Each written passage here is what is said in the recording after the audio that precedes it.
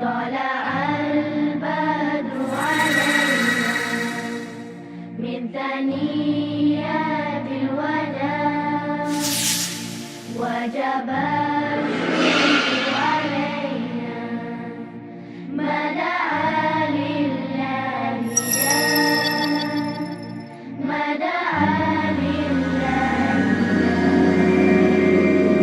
Although white moon rose over us from the valley of Wada, and we owe it to show gratefulness, where the call is to Allah, where the call is to Allah. And I'm sure probably some of you have heard this story before, so I apologise.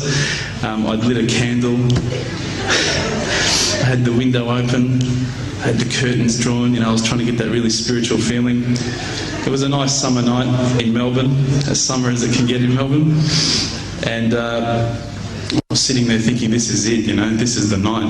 I'd been, investigating all the spiritual proofs, all the scientific proofs about the fact that the mountains are the pegs, about, how the embryo develops inside, the woman, all these amazing proofs, but I still needed that little push. It's like I was on the edge of a cliff, I was ready to jump, I just needed a push. So I was sitting there, it was very quiet.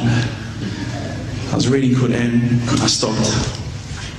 I said, Allah, this is my moment. This is the time I'm about to jump into Islam. All I need is just a sign. Just a little sign, nothing huge, maybe a bolt of lightning. Maybe half the house could fall down or something, just small. It's small for you, man. You created the earth, come on. So I sat there, I was waiting for the candle to start lighting up to 4 metres high like in the movies. And I go, okay, go. And subhanAllah, nothing, absolutely nothing happened.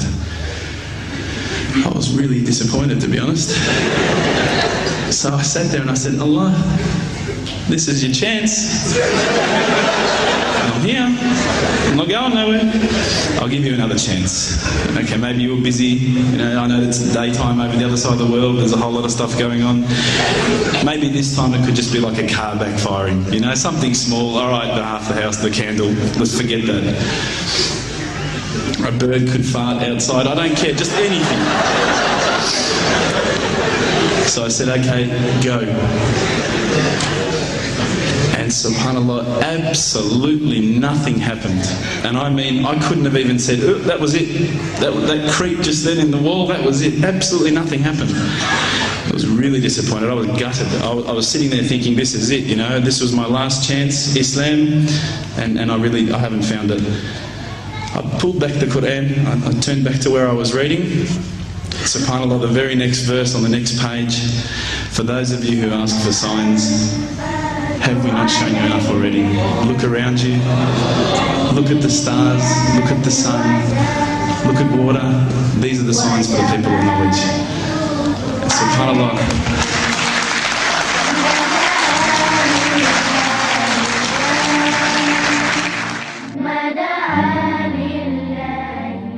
إن في السماوات والأرض لآيات للمؤمنين وفي خلقكم وما يبث من دابة آيات لقوم يوقنون واختلاف الليل والنهار وما أنزل الله من السماء من رزق فأحيا به الأرض بعد موتها وتصريف الرياح آيات لقوم يعقلون تلك آيات الله نتلوها عليك بالحق فبأي حديث بعد الله وآياته يؤمنون.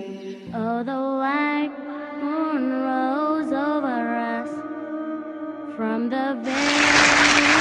I threw the doona over my head and I pretended I was asleep. I was that scared because I couldn't believe how arrogant I'd been to want my own specific sign when all the signs had been there for me all along.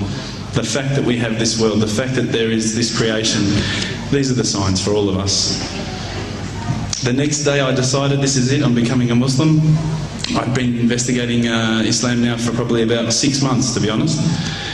I went in and I said to myself, this is it, I'm going to make shahada. I had no idea what I had to say, I had no idea what the words were. It was probably close to Isha prayer, so it would have been, 7, 8 o'clock at night. I went in and I couldn't believe it. There was about 1,000 people at the mosque. I thought, subhanAllah, look at this religion. Look at how strong they are. It was the first night of Ramadan.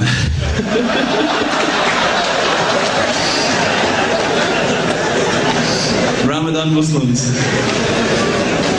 So I sat there and I was very nervous, I must admit. I got up and this person's going to me, you got to say these words, bro, ashhadu. I'm going, what? Ash what?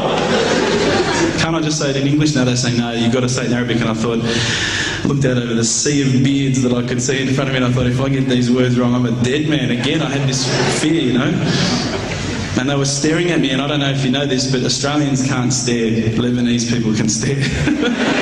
So I was sitting there, I was very scared.